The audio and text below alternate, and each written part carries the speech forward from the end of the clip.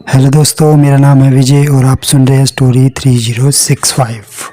तो चलिए कहानी शुरू करते हैं। दोस्तों, अगर आपने इस कहानी का पहला पार्ट नहीं देखा तो पहले आप पहला पार्ट देख लें, तभी आपको इस स्टोरी की समझ आएगी। तो चलिए अगला पार्ट शुरू करते हैं। और अंजना भागते हुए अपने कमरे में चली गई। अंदर जाके उसने पत्र खोला। पत्र में लिखा था, बिटिया अंजना, बहुत ही गंभीर बात बताने जा रहा हूँ, ध्यान से समझना।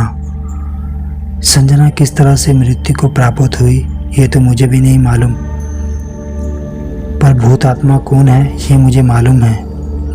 आपके खानदान में पीढ़ियों से चली आ रही नर बलि पशु बलि की परंपरा थी। आपके दादाजी के पिताजी ने अपनी पुश्तैनी और कुलदेवी की पूजा के लिए निमकी के चाचा जी की बलि चढ़ाई थी। जब निमकी के चाचा महज 8 साल के थे, वो अंतिम बलि थी। इस तरह से इस परंपरा को आपके दादाजी ने ख़त्म किया। पर बिटिया, आज वही निमकी का चाचा भूत आत्मा बनकर तुम सबको परेशान कर रहा है। ये बात आपके दादाजी के अलावा किसी को नहीं पता।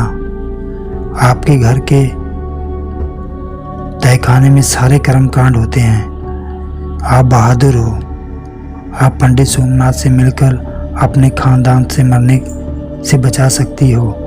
याद रखना, निमकी को ये बात पता ना चले तो अच्छा है।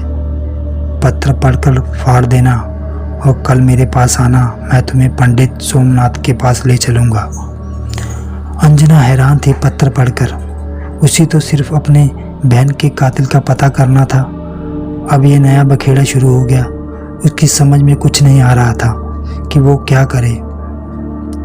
बस अब वो एक ही सहारा थे, पंडित सोमनाथ। ये सोचकर उसने पत्र को फाड़ दिया और बहुत देर तक सोचती रही। बलि की प्रथा बंद होना,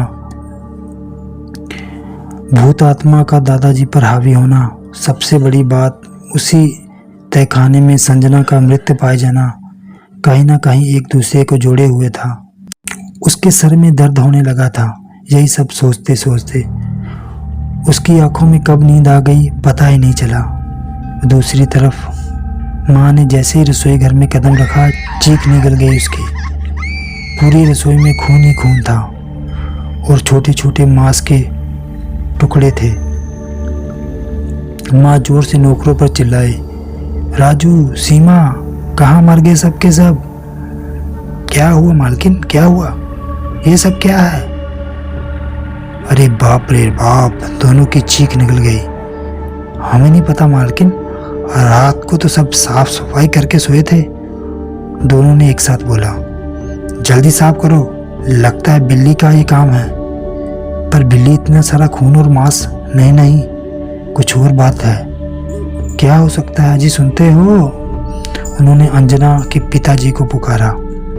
तब तक घर के सभी सदस्य आ चुके थे। सभी लोग आश्चर्य से सब देख रहे थे।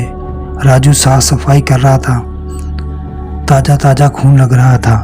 किसी को कुछ समझ नहीं आ रहा था कि ये सब कैसे हुआ या किसने किया। सभी को किसी अनहोनी का डर लग रहा था। फटाफट कब्रिस्तान वाले बाबा जी को बुलाया गया। बाबा ने जैसे घर में कदम रखा और बड़बड़ाने लगा, शुरू हो चुका है भयानक खेल। और अपने कमंडल में से पानी का छिड़काव करता और रसोई तक आया। ये सब क्या है बाबा जी, आप ही बताओ। हम सबके समझ में तो कुछ नहीं आ रहा है, पर मेरे समझ में आ रहा है काला दिन शुरू हो गया है इस घर के लिए। जिस बात का डर था वही हुआ। पर क्या हुआ बाबा जी? ज़्यादा समय नहीं है शिव प्रताप, बहुत देर हो चुकी है। अनर्थ होने से बचना है तो जितना मैं कहूँ उतना करो। सभी पुरुष लोग मुझे बैठक में मिलो। ऐसे लग रहा था बाबा जी ने जैसे इस घर का भविष्य देख लिया हो। जी बाबा जी, और अंजना को भी बुला लेना। पर अंजना को क्यों बाबा जी? जितना कहता हूँ उतना सुनो और वही करो राम प्रताप जी। जी बाबा। अगले ही पल बैठक में राम प्रताप, उसके 2 भाई शिव प्रताप और विजय प्रताप अंजना के साथ मौजूद थे। कहिए बाबा, राम प्रताप बोले। हम सब आ गए, बस पिताजी नहीं मिल रहे। वो यहाँ नहीं मिलेंगे, वो यहाँ नहीं मिलेंगे राम प्रताप। क्या मतलब? उन्होंने तो ये सब किया है। बाबा जी अब क्या कह रहे हो? शिव प्रताप बोला। बाबा सच बोल रहे हैं चाचा जी, अंजना बोली। अंजना, तुम्हें ये सब कैसे पता? क्या सच क्या झूठ? सभी ध्यान से सुनो, बाबा जी बोले और एक सांस में सारी बातें बता दी। तुम सबको पता ही होगा जो पहले से चला आ रहा था कि वो अभी थमा नहीं, और आपके पिताजी ने रात को किसी न किसी की बलि दे ही डाली। अब उन्होंने नर बलि दी या पशु बलि, ये तो देखकर ही पता करना होगा।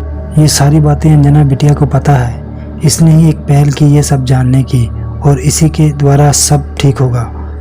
पर एक बात याद रखना, तुम सबको बचाने के चक्कर में इसकी जान भी जा सकती है। नहीं बाबा, हम अपनी बेटी को इस लफड़े में नहीं रखना चाहते, और कोई और उपाय बताओ। कोई दूसरा उपाय नहीं है विजय प्रताप, बहुत देर हो चुकी है। ये सिद्धि मैं नहीं कर सकता। मैंने अंजना को सारी बातें बता दी हैं। पर बाबा पिताजी अब कहाँ होंगे? वही मुस्कुराते हुए बाबा बोले, जहाँ पर संजना की मौत हुई थी। मतलब घर हवेली के नीचे तहखाने में? जी हाँ, वो वहीं मिलेंगे। चलो। बाबा जी खड़े हो गए। अंजना बेटी, तुम मत आना। अंजना ने कुछ नहीं बोला और बाबा जी को देखती रही।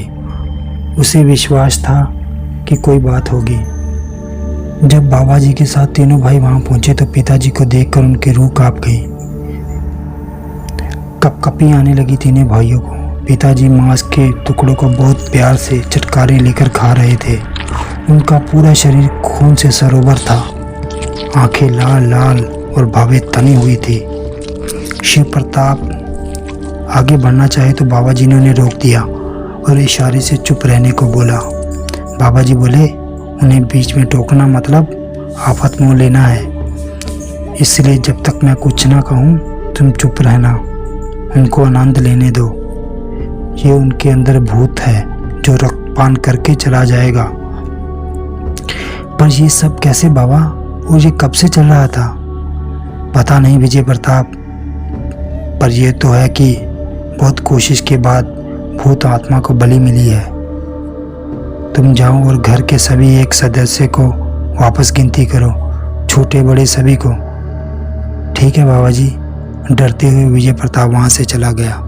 मांस से रक्तपान करते पिताजी को देखकर सभी बड़े हैरान थे।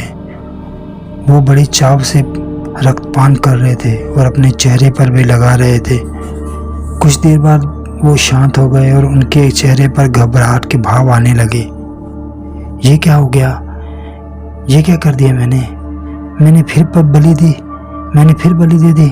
पिताजी चिल्लाने लगे, हे प्रभु, ये क्या किया मैंने? और वो फटाफट सारे मांस के लथेड़े को समेटने में लगे। पास पड़े पानी की बाल्टी में से पानी निकाला और एक कपड़े से साफ सफाई करने लगे। पागलों की तरह हरकत करते रहे वो। खून ज़्यादा था इसलिए एक बाल्टी पानी से साफ करना संभव नहीं था। अंत वो परेशान हो गए। अब क्या होगा?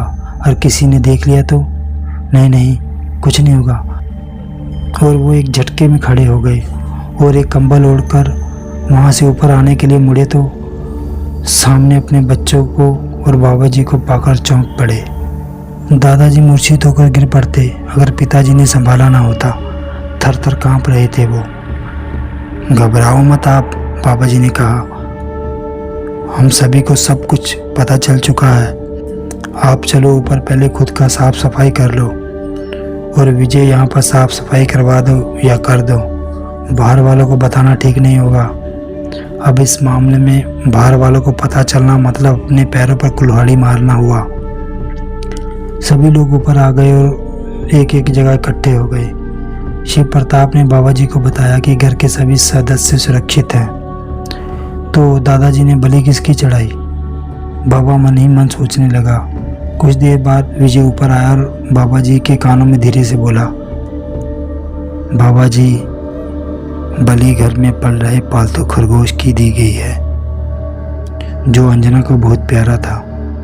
बाबा ने अंजना को ध्यान से देखा और फिर सभी को एक तरफ देखते हुए बोला, एक साथ रहो, बाहर अकेले मत जाओ। पुरुष लोग ध्यान रखना इस बात का। सभी डरे हुए थे। फिर अंजना की माँ बोली, बाबा जी, बच्चों के सामने बच्चों को जानना भी बहुत ज़रूरी है। इस घर में क्या चल रहा है। आज तुम सभी की जान बचाने के लिए अगर कोई मेहनती और बहादुर है तो वो है अंजना। यही बनेगी सबकी जान की रखवाली। सभी लोग इसका साथ दो। बाबा ने अंजना को अपने पास बुलाया और उसके कान में चुपके से कुछ कहा। अंजना ने हाँ में सर हिलाया। एक और काम है जो मैं करके जाऊंगा।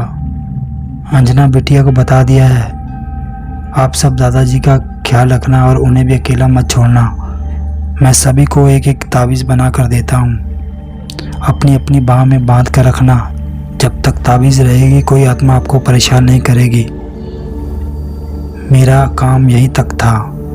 आगे से आपकी सुरक्षा अंजना और पंडित सोमनाथ ही कर पाएंगे, अगर वो माने तो। मैं चलता हूँ अब। सभी ने बाबा का पैर छुआ और आशीर्वाद लिया। ये क्या कर दिया मैंने। दादाजी फबक फबक कर रो पड़े। मैंने कितना कोशिश किया कि खुद को रोकूं, पर रोक नहीं पाया इस पाप करने से। मैंने कितनी कोशिश की कि खुद को रोक पाऊं इस पाप को करने से।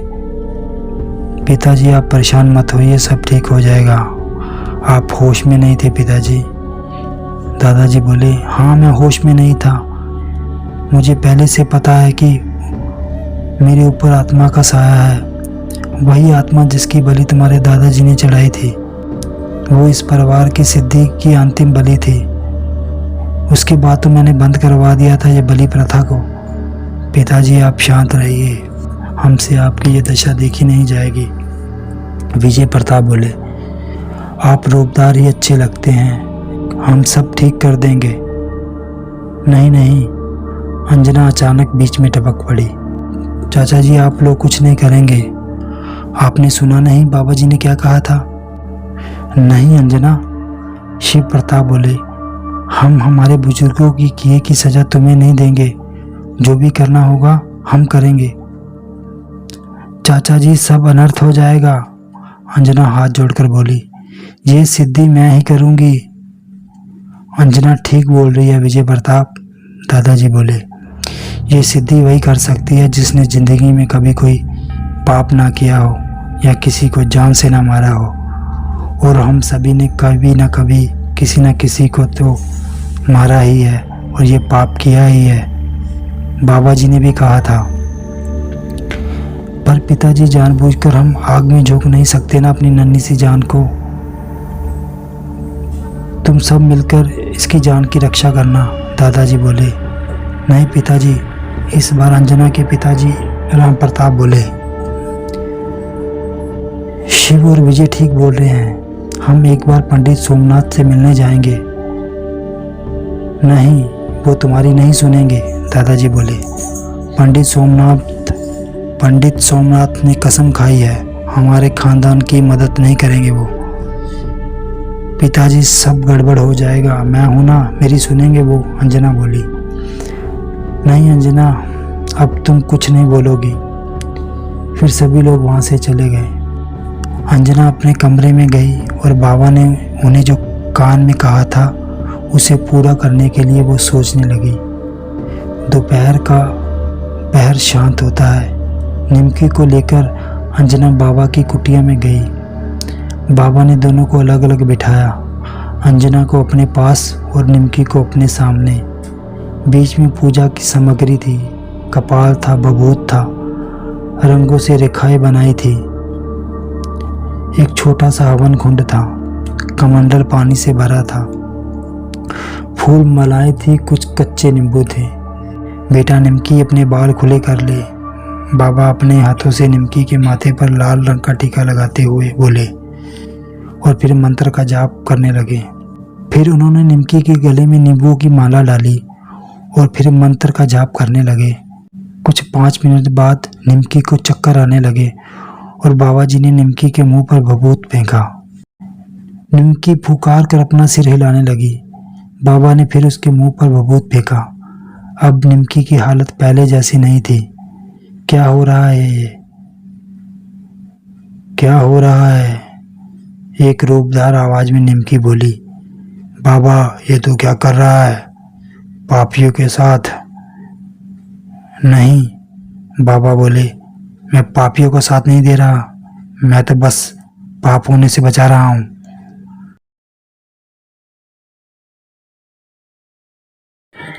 तो दोस्तों, आज की कहानी यहीं तक। बाकी की कहानी हम अगले पार्ट में आपको बताएंगे कि निमकी के ऊपर बाबा जी ने किसकी आत्मा आई थी। क्या अंजना अपने परिवार को बचा पाएगी? तो मिलते हैं अगले पार्ट में। तब तक के लिए take care and bye bye.